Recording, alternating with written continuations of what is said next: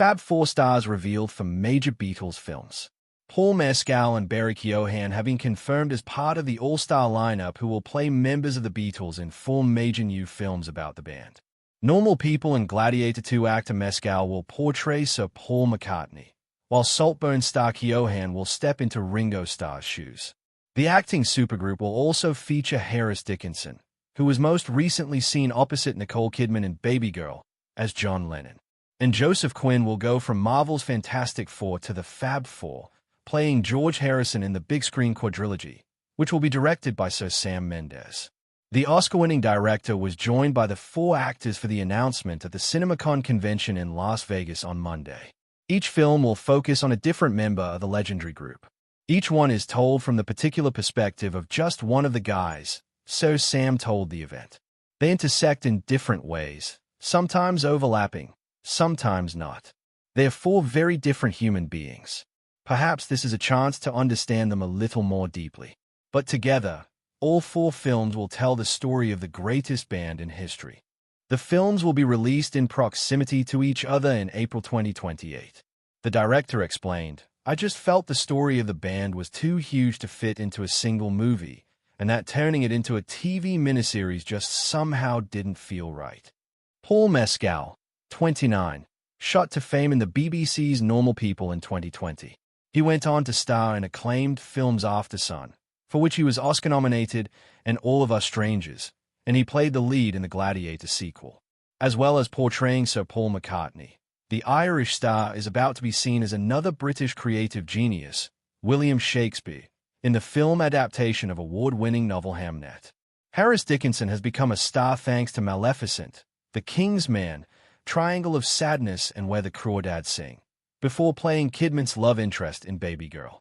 The 28-year-old Brit also received a BAFTA TV Award nomination for Murder at the End of the World and is among the bookmakers' favorites to be the next James Bond. Barry Keoghan bears perhaps the closest resemblance to his Beatle drummer Ringo. The Irish actor is the oldest of the acting quartet at 32 and is one of the hottest stars in Hollywood, having been nominated for an Oscar for The Banshees of Inisherin before leading the cast of cult hit Saltburn Day One, and appeared alongside Mescal in Gladiator II. Before appearing as guitarist Harrison, the 31-year-old Londoner will be seen as Johnny Stormo Human Torch in the Fantastic Four, First Steps, and 2 Avengers films.